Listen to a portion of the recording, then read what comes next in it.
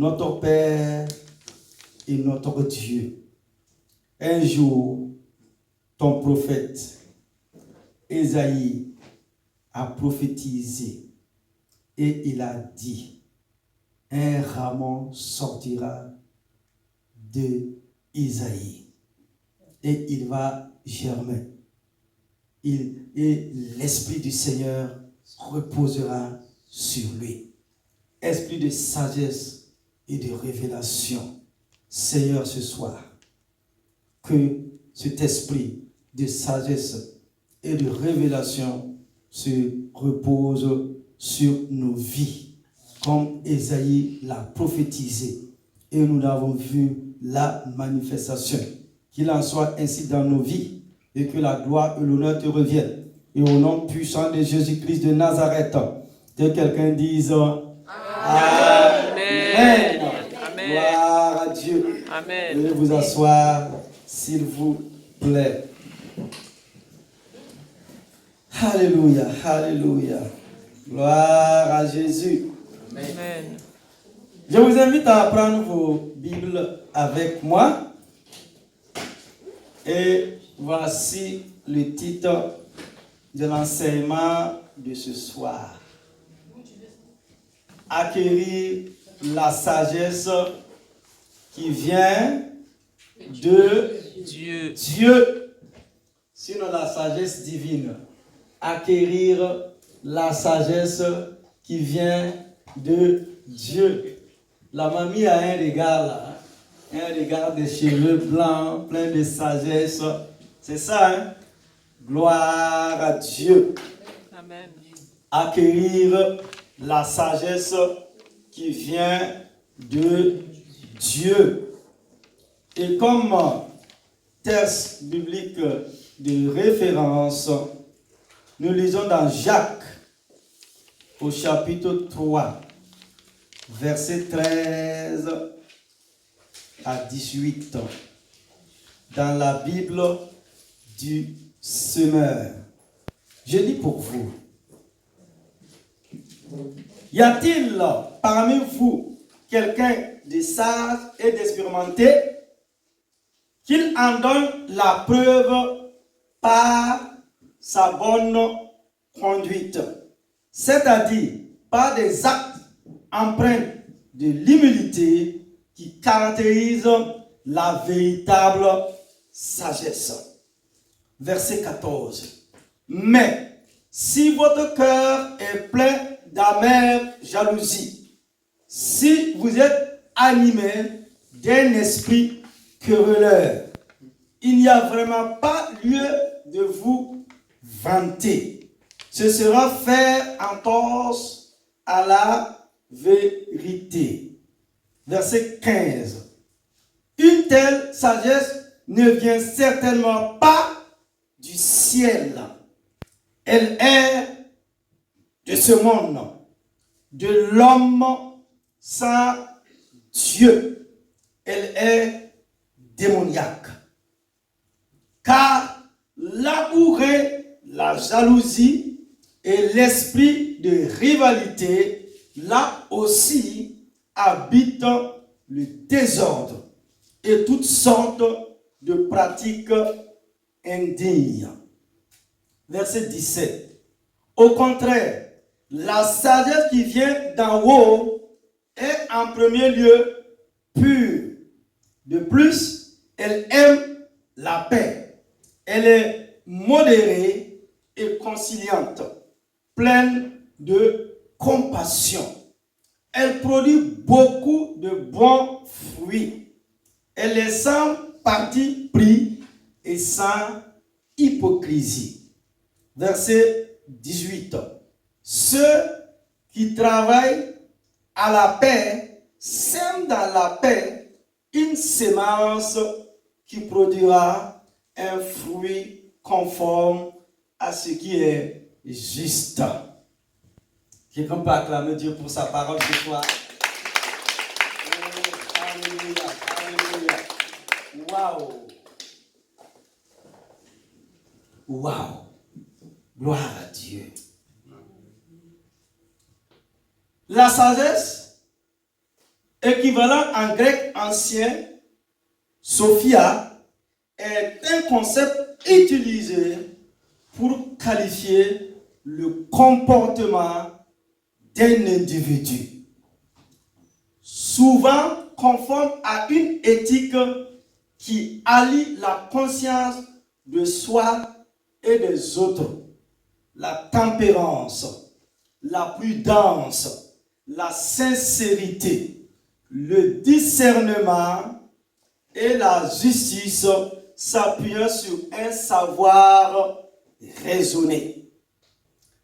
Acquérir la sagesse divine, une nécessité absolue pour l'enfant de Dieu, sinon pour le chrétien. Si quelqu'un d'entre vous manque de sagesse, qu'il la demande à Dieu, qui donne à tous simplement et sans reproche, et elle lui sera donnée, nous dit l'apôtre Jacques au chapitre 1, au verset 5. La sagesse divine n'est pas optionnelle pour l'enfant de Dieu. Elle est une nécessité, voire une obligation. Pour que le Seigneur Jésus-Christ lui-même soit utilisé par le Père éternel, il a fallu qu'il croisse en sagesse, en grâce et en stature devant Dieu et devant tous les hommes. Luc au chapitre 2, verset 52. En effet, l'œuvre de Dieu nécessite de manifester de la sagesse.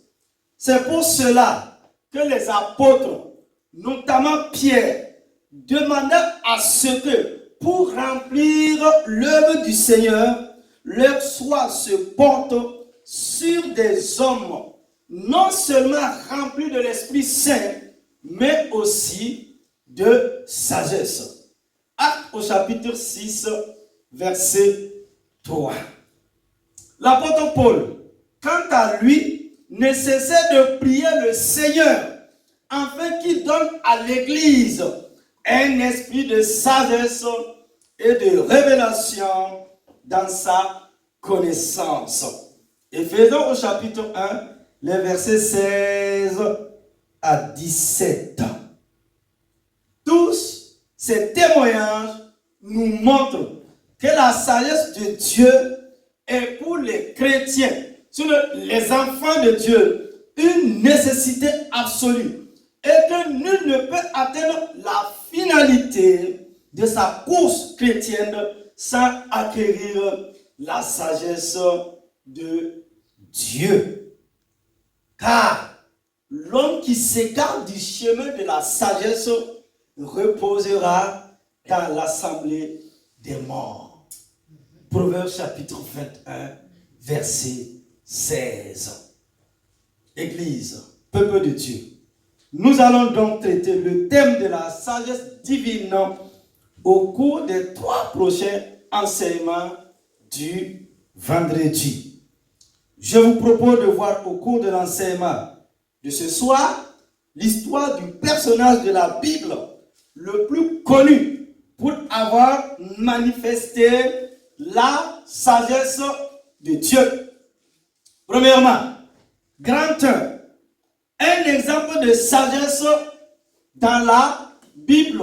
Il faut toujours commencer dans la Bible. Il faut toujours ouvrir la Bible et lire et entendre ce que Dieu nous dit à travers la révélation de sa parole. David pouvait dire, la révélation de ta parole est claire. Elle donne la sagesse et l'intelligence aux humbles. Et nous voyons ce soir l'histoire du roi Salomon. Salomon était le 3e et dernier roi du royaume unifié d'Israël. Je dis bien le royaume unifié d'Israël. Après les rois Saül et David, il était le fils de David et de Bathsheba, qui avait d'abord été l'épouse d'Uri, les Héthites, tuée par David pour tenter de dissimuler son adultère avec elle, tandis que son mari était au combat. Salomon a écrit le Cantique des Cantiques, le livre de l'Ecclésiaste et la plus grande partie du livre des Proverbes. Certains contestent le fait qu'il ait rédigé l'Ecclésiaste. Pourtant, il est le seul fils de David à avoir été roi d'Israël et pas seulement de Judas, Jérusalem. Nous voyons cela dans Ecclésiaste au chapitre 1, les versets 1 à 12. Le règne de Salomon a duré 40 années. Waouh! 1 roi au chapitre 11, verset 42. Maintenant, je vous pose la question ce soir, l'Église peuple de Dieu, et vous qui nous suivez. Quels événements importants ont marqué la vie de Salomon? La Bible dit quoi? Quand il a accédé au trône, il a cherché Dieu. Et Dieu lui a permis de lui demander tout ce qu'il voulait. Salomon a reconnu humblement son incapacité à bien gouverner. Et demandé à Dieu de lui donner la sagesse dont il aura besoin pour diriger son peuple dans la justice. En plus de la sagesse, Dieu lui a aussi donné la richesse. 1 roi chapitre 3, verset 4 à 15.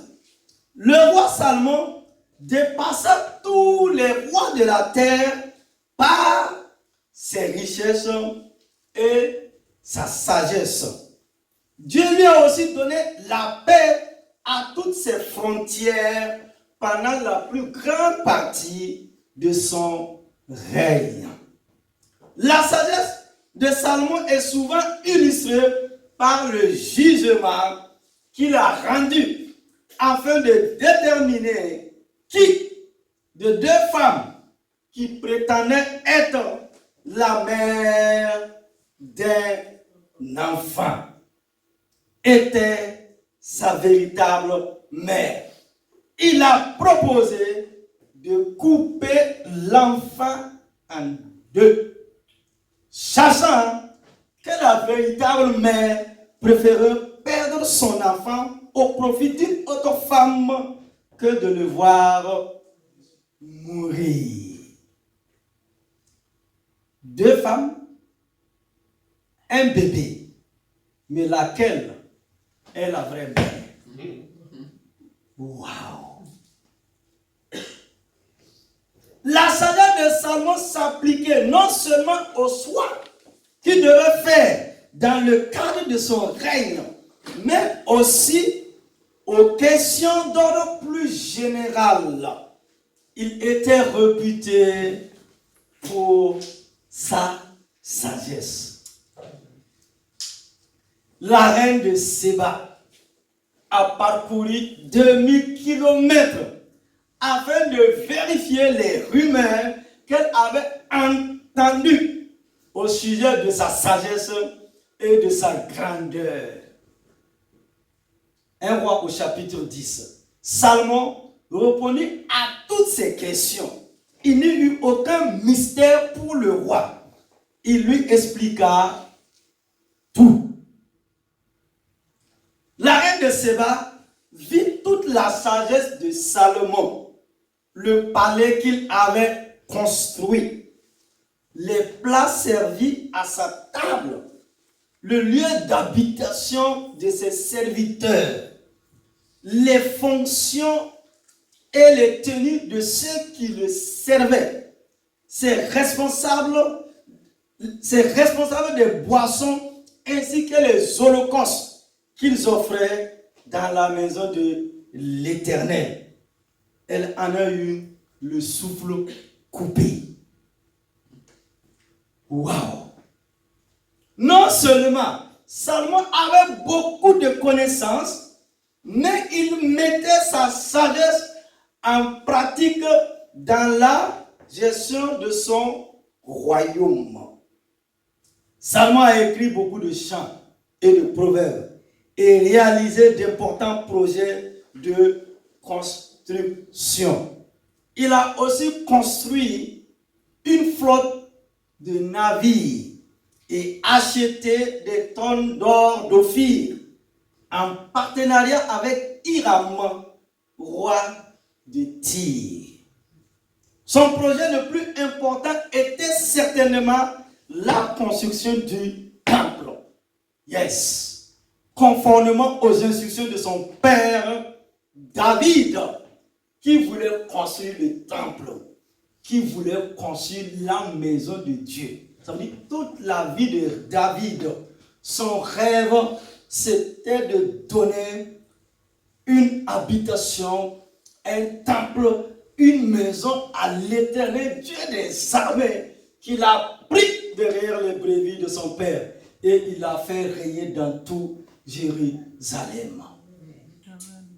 Seigneur.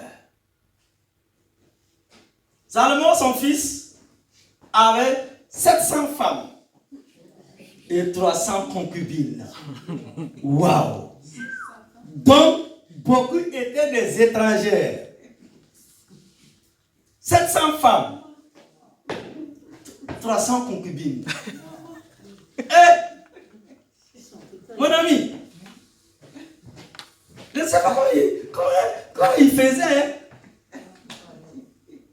700 plus 300, 1000.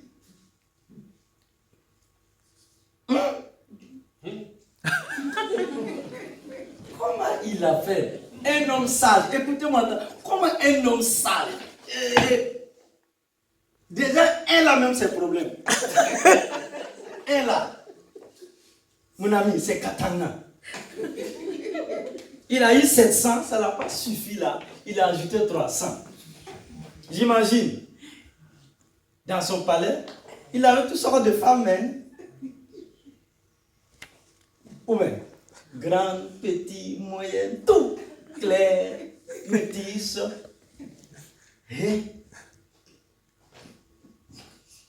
Et suivez-moi attentivement, Église, et vous qui nous suivez.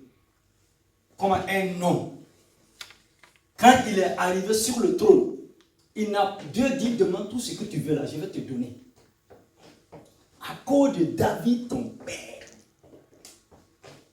Il n'a pas demandé la mort de ses ennemis. Hein? C'était nous la mort. Dieu, c'est bon. Il n'a pas amené la foudre là sur mes ennemis. Il a regardé. Il a dit à Dieu, je veux la sagesse. Donne-moi la sagesse. Dieu dit, tu as compris le message du ciel. Au-delà de la sagesse, prends la richesse. C'est pour toi. Mais il avait 700 femmes et 300 concubines. Donc beaucoup étaient des étrangères. Des femmes étrangères. Pourtant, Moïse, le législateur, Dieu avait dit à Moïse de dire au roi de ne pas prendre beaucoup de femmes. Sinon, les femmes pourront te détourner du vrai Dieu d'Israël. La Bible dit quoi? Vers la fin de sa vie, elles l'ont publiquement entraîné dans l'idolâtrie. Ce qui a beaucoup irrité Dieu. 1 Roi chapitre 11, verset 1 à 13. 1 Roi 11, verset 9 à 10 dit: L'Éternel Dieu fut irrité contre Salomon parce qu'il avait détourné son cœur de lui, le Dieu d'Israël, qui lui était apparu 2 fois. Il lui avait pourtant expressément défendu de suivre d'autres dieux. Mais Salomon ne respecta pas ce commandement de l'Éternel. Alors, Dieu lui a dit qu'il lui arracherait son royaume, mais pas de son vivant, à cause de David, son père. Il lui a promis aussi qu'il ne lui arrachera pas tout le royaume. Pendant ce temps, il lui a suscité des ennemis qui lui ont causé des problèmes pendant le reste de sa vie. 1 Roi chapitre 11, verset 14 à 25. Jéroboam, qui devenait le premier roi d'Israël, a également commencé à se rebeller contre lui avant de s'enfuir. À sa mort, son royaume a été divisé entre son fils Roboam et Jéroboam. Alléluia.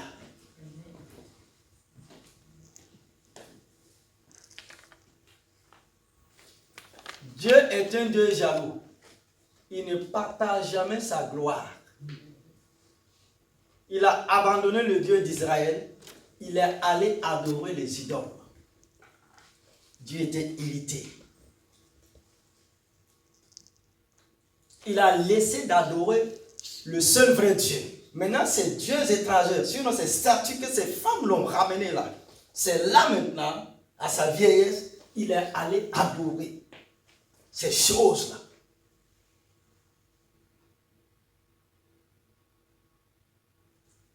Là, Dieu n'est pas content. Dieu dit, de ton vivant, je vais te laisser. Écoute-moi, Église. À cause de quoi? À cause de ton père. David, lui, toute sa vie, il a marché droit. Oh, alléluia. Il a aimé l'Éternel, son Dieu. Il dit, comme j'ai fait alliance avec ton père, David, je vais te laisser. Mais quand tu vas partir, tu as régné dans tout Jérusalem et Juda. Le royaume n'était pas divisé, le royaume de Juda et le royaume de Jérusalem, d'Israël à part. Mais quand tu vas partir là, le royaume sera divisé en deux. Et la Bible dit, avant sa mort, Dieu lui-même a suscité des ennemis. Parce qu'il y a un acte qu'il a posé là. La Bible dit, Dieu a laissé. Et son serviteur qui était là, qui a marché avec Dieu là, il a bénéficié.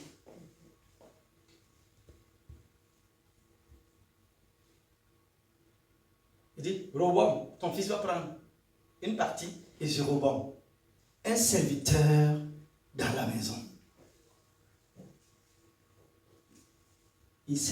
Il a dit non. Et comme il était fidèle dans le service, oh alléluia, le serviteur a régné. Que Dieu ouvre notre entendement et nos yeux spirituels. Ce que nous sémons aujourd'hui, ce que nous faisons aujourd'hui là, le bien que tu fais aujourd'hui là, tu comprends? Est-ce que tu me comprends? Le Dieu que tu pries aujourd'hui là, tous les sacrifices là, de un, la génération de tes enfants seront bénis. Amen. J'ai dit la génération de tes enfants seront bénis. Amen. La génération de tes enfants seront bénis. Amen. Au nom de Jésus. Amen. Alléluia.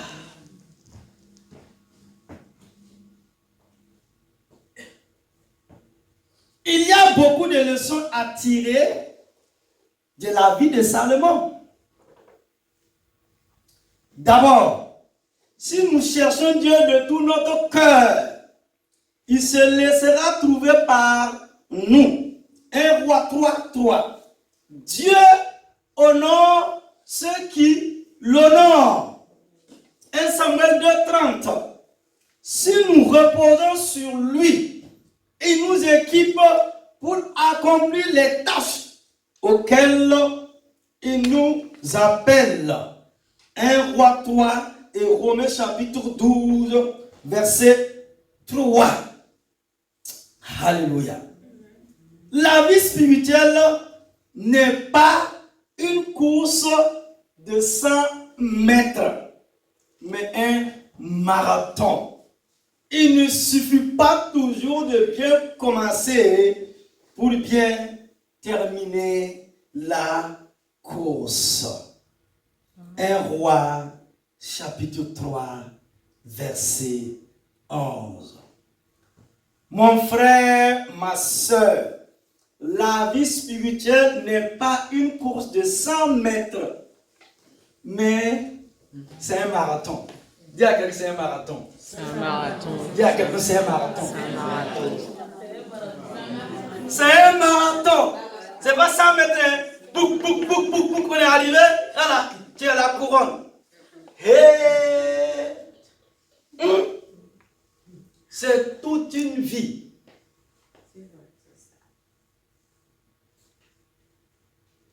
Quand nous on avait reçu Jésus nouvellement en Afrique, bien sûr, on évangélisait, on était content, on nous a enseigné que Jésus revenait. Hé, mon ami, on n'avait même pas 20 ans. Tous les jours, on regardait le ciel. On dit Jésus d'accord, il nous prend, on va aller au paradis. 20 années, 30 années plus tard. Et nous, on a oublié. Dieu a amené un jour. Je vais ouvrir ton entendement. Dieu a amené un jour le patriarche Abraham au bord de la mer. Il a dit, regarde, est-ce que tu peux compter ce sable-là? Telle sera ta postérité. Oh yes. Quand papa Abraham, jeune homme, je te communique, je te file la révélation de l'Esprit de Dieu. Quand papa Abraham regardait le sable au bord de la mer, au fur et à mesure qu'il regardait ce sable, hein, il a vu ta tête, il a vu ta tête, il a vu ta tête. Julien, il a vu ta tête. Janon, il a vu ta tête. Diacre, et vous tous, il a vu. Papa Abraham a vu vos têtes sortir du sable. Et Dieu dit, telle sera ta postérité. Et nous, quand on a goûté à Jésus là, tout de suite là, au lieu de vous laisser aussi rentrer dans la maison, là, on voulait partir dans la gloire. Mon ami. Et c'est pas 100 mètres. C'est marathon. Toute la vie, cela veut dire quoi? Tous les jours de notre vie, nous devrons marcher avec l'Éternel Dieu des armées. Tous les jours, tous les jours, tous les jours. Christianisme là, Jésus est parti. La première que Jésus est parti, il a dit je reviens bientôt. Il y a plus de 2000 ans aujourd'hui. Le christianisme là, marcher avec Jésus là, prier Jésus là, suivre Jésus là, faire l'œuvre de Jésus là, c'est toute une vie. 2000 ans plus tard, il y a le je reviens bientôt. Cela veut dire quoi? Attachez bien votre ceinture. Hein? L'avion ne fait que faire comme ça. Là. Il est sur la piste là. Vous préparez-vous. Hein? Ça pèse là. Préparez-vous. Attachez vos ceintures. Hein? Et tu veux déjà descendre. Mon ami, hey, dis à quelqu'un, c'est toute la vie. Tu veux dire c'est toute la vie. Jésus, c'est toute la vie. Hein? Tu as attaché ta ceinture. Maintenant, l'avion veut décoller. Oh yes. Amen. Alléluia. Tu es appelé à terminer la course. Amen. Vous êtes d'accord avec moi? Nous avons démarré ensemble la course. Maintenant, ceux qu'on va couronner là, c'est ceux qui vont arriver jusqu'au bout, d'un point A à un point B. C'est quand tu vas arriver là jusqu'au bout là, que tu auras ta couronne. Mais en cours de route, tu as dit, ah, mon pied, aïe, aïe, aïe, suis fatigué. Je vais m'asseoir un peu, boire de l'eau. Mon ami, quelqu'un va venir te dépasser et puis prendre la couronne. Ne laisse pas quelqu'un prendre ta couronne.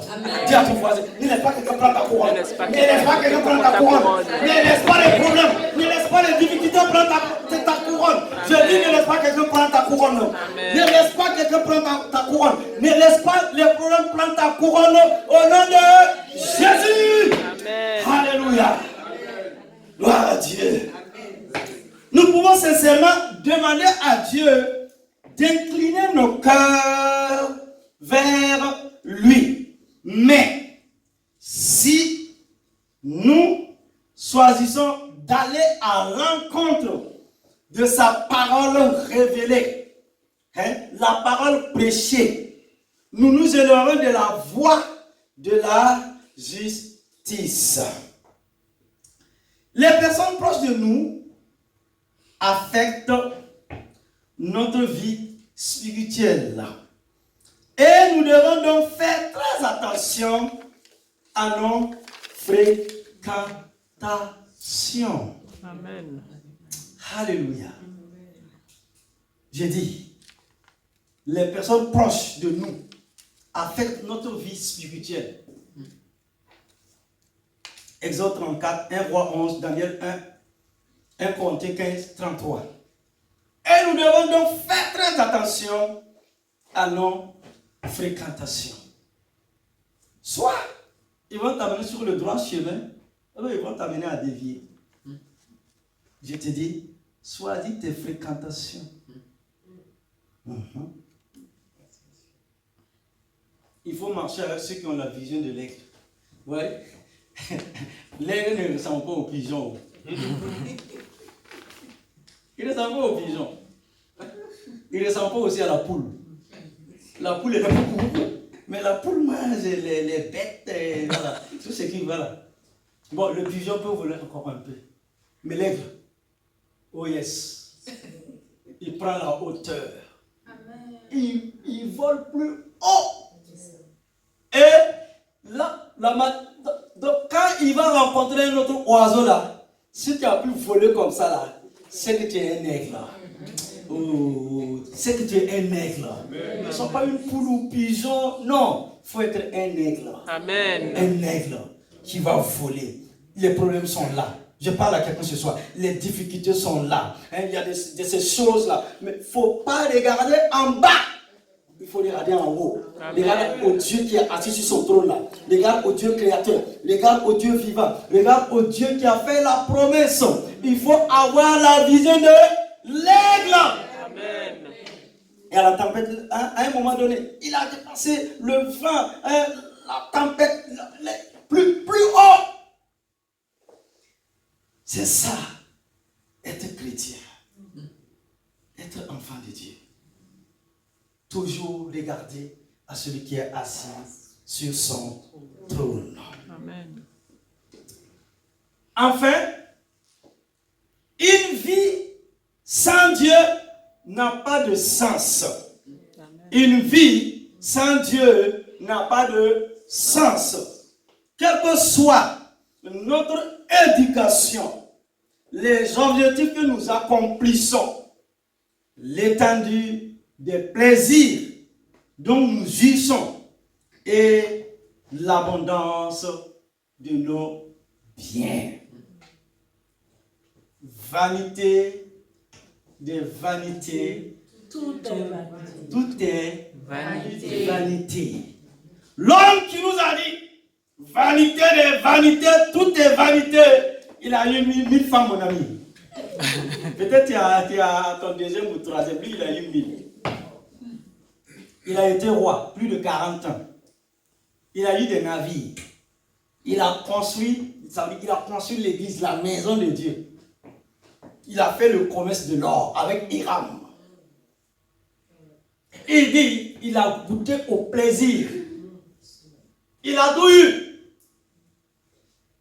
Waouh! C'est impressionnant, hein? Donc, mon prochain message là, je vais vous parler. Vous qui nous suivez là, et puis je vais parler aux hommes là. Bien même. Je vais parler aux hommes là. Hello. Je vais les parler. L'homme qui a eu 1000 femmes là, il a dit tout ça là, c'est derrière mon ami. Laisse ça et viens suivre Jésus. Il a dit vanité des vanités.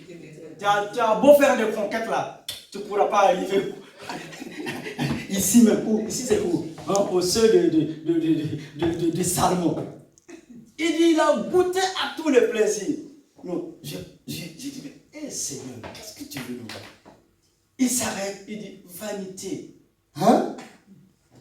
Il regarde sa maison, le palais royal, l'or, le diamant, tout. Il a dominé, il a rayé. Au soir de sa vie, il a regardé toutes ces choses. Les 1000 femmes étaient derrière lui. Les serviteurs, tout. L'éternité.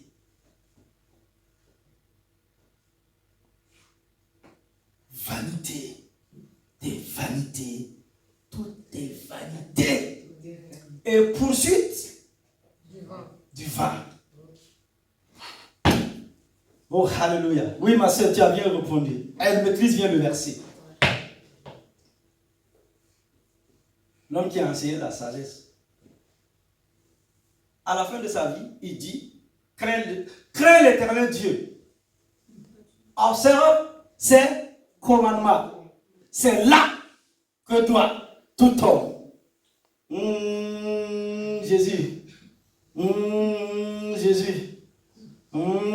Jésus. Tout est vanité. Marche avec ton Dieu. Sais-le. Aime-le. Voilà une vie réussite. Amen. Par la grâce de Dieu, nous verrons vendredi prochain comment recevoir la sagesse qui vient de Dieu. Amen. Alléluia.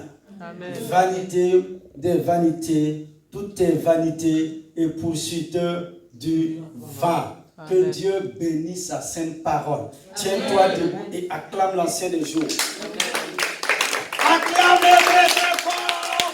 Acclame-le très fort. Je vais entendre des cris de joie. Je vais entendre des cris de joie. Je vais entendre des cris d'adoration. Tu es plus ce soir que l'onction de Dieu le service, que la sagesse, que la révélation. Je prie ce soir que la connaissance. Je prie ce soir pour toi. Afin que tu puisses aimer Dieu, afin que tu puisses chercher la connaissance, afin que tu puisses marcher avec le Dieu d'éternité. Alléluia. Amen. Amen. Alléluia. Amen. Alléluia. Gloire à l'éternel Dieu des armées. Amen. C'est lui le roi des rois, le Seigneur des seigneurs. Il est le maître absolu. Il a le contrôle du temps et des circonstances.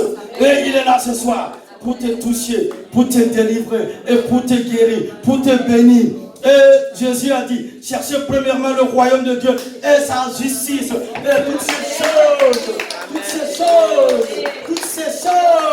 c'est vanité. Mais Dieu va te donner ces choses parce que tu es encore sur cette terre des hommes. Je prie que Dieu te donne la sagesse, la connaissance, l'intelligence pour gagner des âmes et pour parler de ton Jésus, pour servir l'éternel Dieu des armées, en servir Dieu, en marcher avec Dieu, en aimant Dieu. Dieu va exterminer l'adversaire. Dieu lui-même, il va combattre pour toi, ma soeur.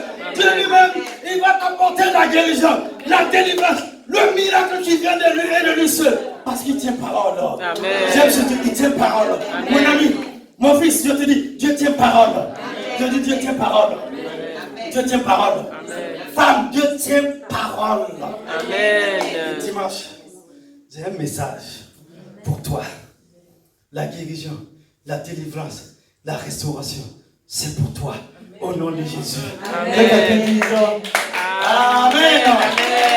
Amen. Et les témoins rendent grâce à Dieu. Oh, éternel Dieu